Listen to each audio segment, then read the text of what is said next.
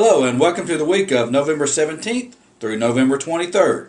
On this week's episode, we'll give the calendar, tip of the hats, and at the end of the episode, we'll have about a 3-minute United Way video. I hope you'll take a moment to watch that. Looking at the calendar for this week, on Monday morning, in the culinary room, that's Katrina Dawson's classroom, the administrative team will be privileged to feed Thorpe's IP group. So if you're part of Thorpe's IP group, come on by for breakfast, and we'll have pancakes on us. Also on Monday, I am sending out something called a teacher bio email. One of the things we're marked down on our surveys from parents is that we do not provide enough information about the quality of their students' teachers. One idea we've come up with that we'd like to try is to put a bio on our faculty page of our website. Each one of you have a listing on that website.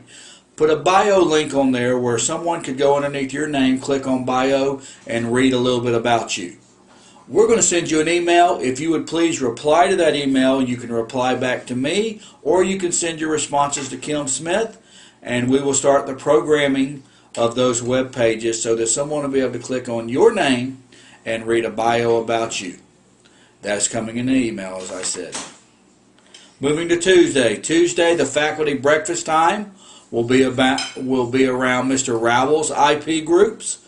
Mrs. Austin and Mr. West IP groups will be next week.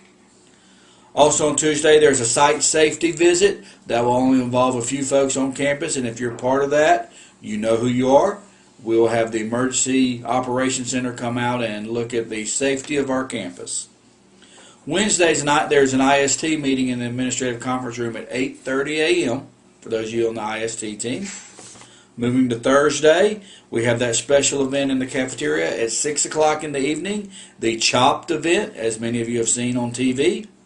That Chopped event will have Representative Broxson, Superintendent Rosdick, and Sheriff Hall will all be competing in the Chopped event.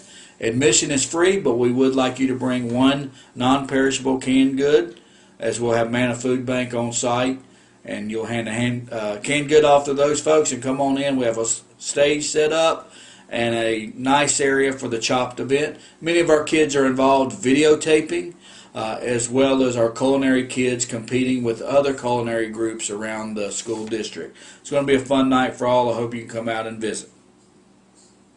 As I said at the end of this video, after the tip of the hats, I'll have a short United Way video, so I hope that you'll check that out. On Friday, I will mention it's midterm time. Folks, I need to make this very clear. I expect every teacher on this campus to have a grade in the gradebook system online, at least one grade every single week. I don't want to send out midterms and they're not even being averaged because some teachers do not have any grades in there. You're expected to have one grade for every single week of the grading term. So let's make sure we take care of that. We'll provide those midterm reports to you to hand out to kids on Friday. And we'll be sending more information from Miss Austin's office about that, I'm sure, in the coming days. Now let's move on to Tip of the Hats.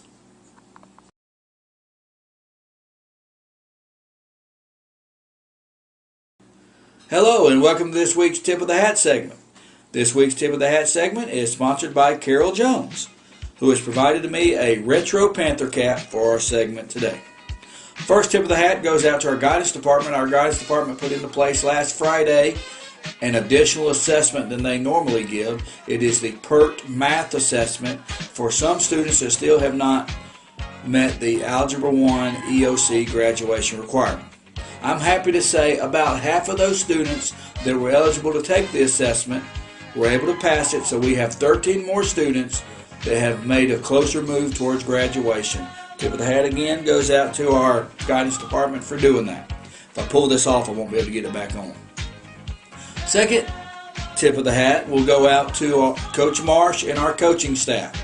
At a time when our season looked like, man, I didn't know if we were going to win a game at all. Coach Marsh and the coaching staff kept on keeping on and kept working with kids and worked through frustration and kept kids involved in the program. And we put a string of wins together. We're able to be runner-up in the district and go to the playoffs. Now, we're not in the playoffs any longer, But certainly a tip of the hat goes out to Coach Marsh and the coaching staff, because I know that they were dealing with a lot of adversity and just hanging in there surely showed the Panther spirit. So thank you. Have that United Way video that's getting ready to play, and it's going to be a great week at MHS.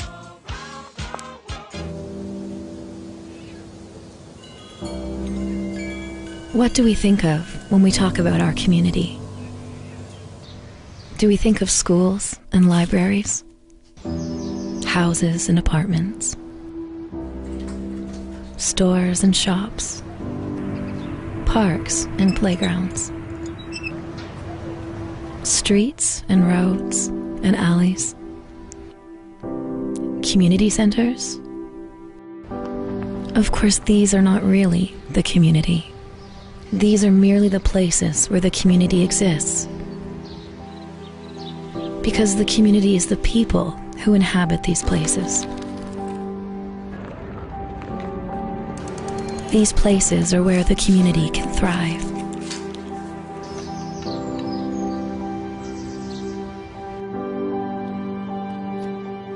Or where it can struggle. A community is the family in need of a safe place to live.